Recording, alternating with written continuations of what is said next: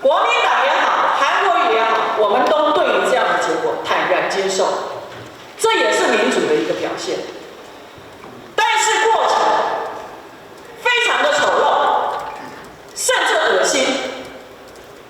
我不知道市长您个人，你觉得对于这样的一个过程，你也看在眼里，你也是看报纸，你也是看新闻，你也掌握了很多的讯息，你个人你认为呢？有民主进步吗？你刚才说蔡英文讲的那个话，我讲，大家你听有？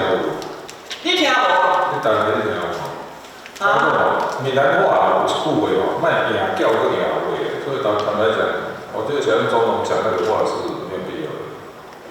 卖赢叫跟在赢话，对哦，你赢就赢了，你还在讲这种话有什么用？所以你觉得他有点吃豆腐吗？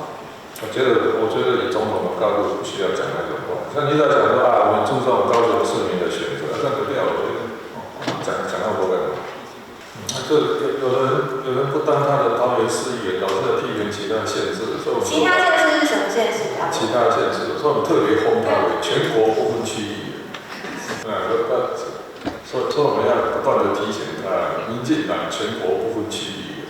我觉得至少有些我们还是要谴责。我觉得像那一种许议长那一件事情，你像我们也许你跟他没有交情，但是那一种文字很清楚，这个是撕裂这个社会，这一定是不对的。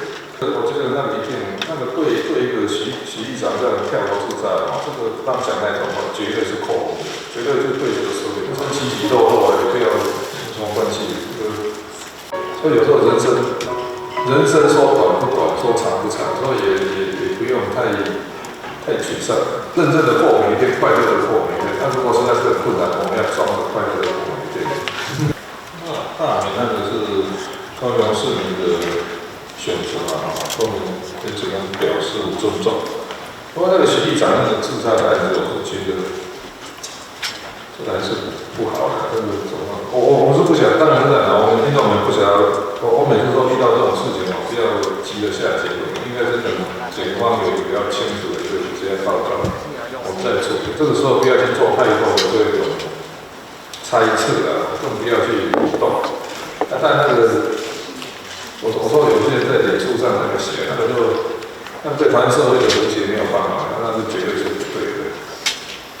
那他这一次离开办公室之后，你有打算跟他联络，然后去云林呢，再跟韩市长再碰面，再叙个旧，来了解一下他的台艺谈心，你目前有这个计划？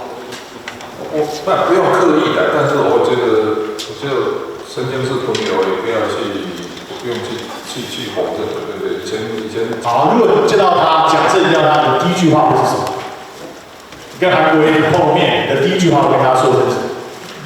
就是人生起起落落，也不要有什么关系。所以有时候人生说短不短，说长不长，所以也不用太沮丧，认真的过每一天，快乐的过每一天。那如果实在是很困难，我们要装着快乐的过每一天。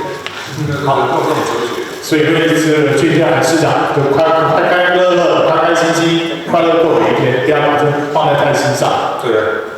所以那柯文哲市长，您对于接下来这个所有罢免，包括民众党的下一步，你的看法是什么？罢免完之后，民众党的下一步，对于高雄的下一步。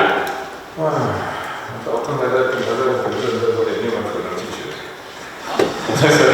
他户籍下去了吗？洪富的户籍在下面吗？在高雄吗？他的户籍在高雄。那你既然是现在的副市长，你有没有可能离开台北市去高雄参选补选的市长？目前应该不会吧？应该不会，确定不会还是还在考虑中？不会的，不会的。所以异口同声，绝对不会。应该是。所以我们可以预期你还会留在台北市，陪着柯市长跟团队一起打拼，到任期结束。对，如果单元一直支持我，我一定会留下来。那你要明确表态，我们才有办法支持你啊！所以只要有人支持你或力推你，就考虑。不会的，不会。好，时间暂停，副座请先回座。